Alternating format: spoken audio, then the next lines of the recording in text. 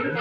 าเดวบันนี้จิตใจกักเสยินมีเต็มยังนำเดี๋ยวตกเตียงสั่งมุ่งกำขออุ่นโจดบาปตั้งหลายปินพลังบุญลงไม้แต่ก็ตั้งมือมาโจดมีความจัดหนาวบังเกิดปินนี้เดี๋ยวปล่อยมาพักกันสักคาดีเดี๋ยวก็นั้นจำมุ้งเกี่ยวเล่าบ้านเดี๋ยวที่ใหญ่เรามีนั่งมีเกี่ยวดอกไม้จะที่ใหญ่คุณโดยโอ้มีสวยจิตด้วยสั่งการคุณอย่าไปหา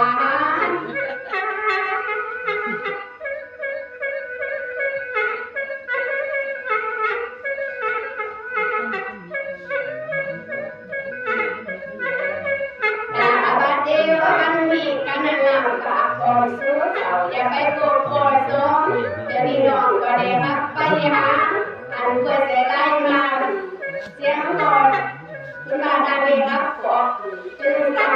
เชื่อใจหลับปิ้งเกี่ยวดอกไม้ที่บ้านใหญ่ดอนกอนปฏิญาณเต็มสองยาลังโอกเกี่ยวคุณดีแก่น้องหญิงผู้ออกจากบ้านเสียผู้เกี่ยวดอนกอนเอาคุณเดินเอาจนลงมาจอด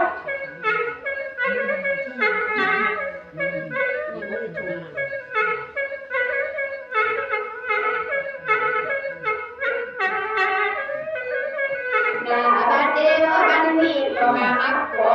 สักหน่อยตรงตักยักไม้อันใจหนาปิ้งใจมีเกี่ยวใจยองก็คุณเก่า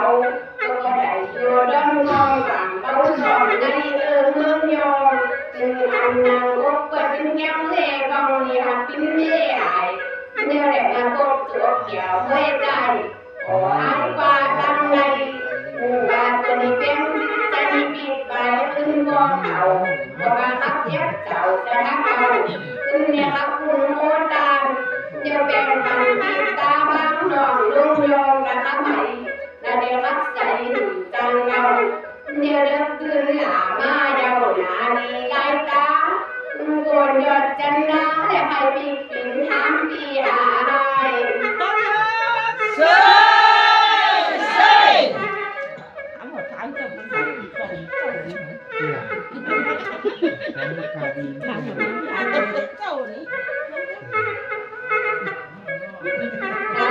เดี๋ยววันนี้จะได้ทำแห่งเกี่ยวห้วยใจเดินการตั้งนี้ก็เดินต้องจะโคตรดันยังอยู่นี่อาตาทุกอย่างมันลูกเก่าเจ้าจะรักเอาและที่ใดตั้งหาปีจุนและที่ใดตั้งมาปีลัง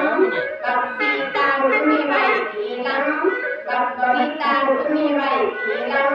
อาตีใบก็มีใบปีจุนอาบริใบและมีใบปีจุนซึ่งปีใบก็เดียวคงมีก็เสียงหักขาและโคตรดันยังอยู่นี่อาตาปันน้ำหมายปีเจอตัวนี้จงอันใดพินนักปีตัวนี้ตักอันใดพินใหญ่อันใหญ่เจอันใดแต่พินใหญ่เลือจุ่มเขียนคุ้มนอนทำใจดีก็บอกนางเสด็จยกเอาเขียนสองหน้าเมื่อเจอและเมื่อเบ้หักขายและสุขีเบาหันนักก็เซ่เซ่ดูคักซี่มันแบบนี้ช่วยไล่เลยคันช่วยคันช่วยเลยไล่มาค่ะเดี๋ยวจนนี่เป็นกันดีตาใจนางใครอยู่จันตา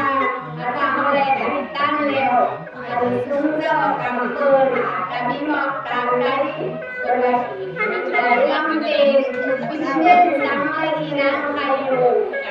ตัวผู้เป็นว่าเบาดีตัวเมียแก่จริงยังดีแต่ว่าเป็นเสี้ยวนั้นแต่เด็กคุณมือเก่าเอาให้เอาใจอยู่ไว้เรามาดูอย่านะที่นั่ง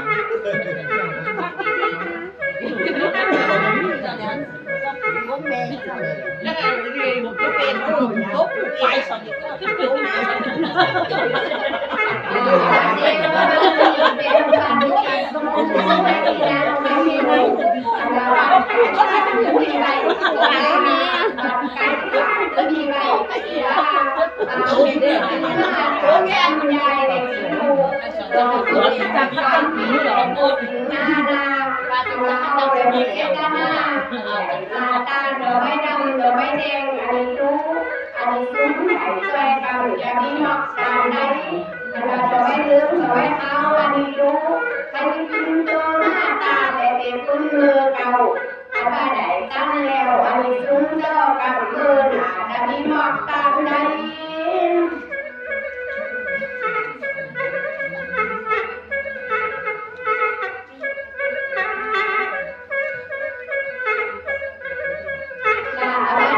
วันนี้พี่ก้อยเป็นหัวใจแก่บ่ดังมือหนากะลังคุณสามหาอันนี้รู้อันนี้มาตามและเก็บมือเก่าอันบ้านไหนตั้งแล้วอันนี้ซุ้มเจ้ากับมือหนานี่มีกับปินท้าโบท้าหนองน้ำไล่พี่ก้อยบอกพี่ก้อยโยกบอกดำออกในคำตาจับเต่าลือเจ้าเขาทางเสียแล้วเขาเต่ายังไม่ได้แต่ทุกที่เราอันต้องนับหาที่เจอวันนี้เป็น